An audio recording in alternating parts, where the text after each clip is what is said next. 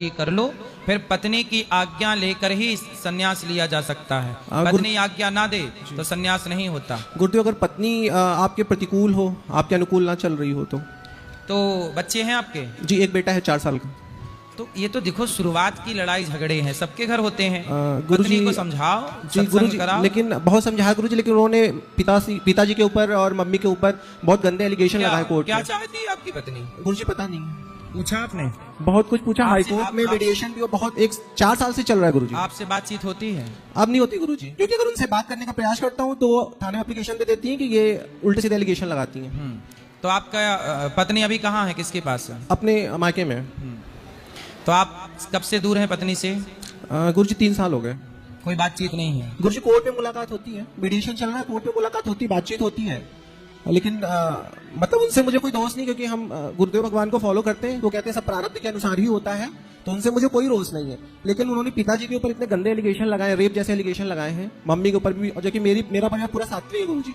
मतलब हम लोग परिवार में पुस्तों से किसी आजकल ऐसे ही है, जिसका जो मन आता है वो आरोप लगा देता है। जी, लगा देता है जी।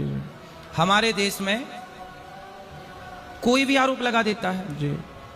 आरोप लगाने वाला कोई भी आरोप लगा के चला जाता है, जबकि होना ये चाहिए कि आपने जो आरोप लगाया है, यदि आपका आरोप लगाया गया सही है तो मुझे फांसी होनी चाहिए। बिल्कुल गुरुजी, मैं स्वीकार करता हूँ। सुनो, यदि आपने जो आरोप लगाया यदि वो सही है तो मुझे फांसी होनी चाहिए, और आपने जो आरोप लगाया था यदि वो गलत निकला जांच में तो आपको फांसी होनी चाहिए। ये अब हमारे यहाँ जो आरोप लगाने वाला है उसको कोई दंड ही नहीं मिलता, तो किसी को भी कोई भी आरोप लगा देता है। अभी उदाहरण के लिए देख लो कि हमारे पूज्य शंकराचार्य जी के ऊपर एक व्यक्ति ने आरोप लगाया था, और बाद में उसी व्यक्ति ने बोला कि मैंने झूठे ही आरोप लगा दिया था। अब मतलब इतने बड़े शंकराचार्य जी पर आपने आरोप लगा के उनकी छवि खराब करने का प्रयास किया। दुनिया तो यही कहेगी कि संत ऐसे हैं जी। अब वो क्या बोल रहा है कि नहीं, मुझे तो किसी ने बोला था आरोप लगाने, इसलिए मैंने लगा दिया। ये कोई बात होती है इस देश में? भाई कोई कानून मजबूत बनाइए मोदी जी, ऐसा कानून बनाइए कि आरोप लगाने वाला किसी को झूठा आरोप क्यों लगाएगा भाई?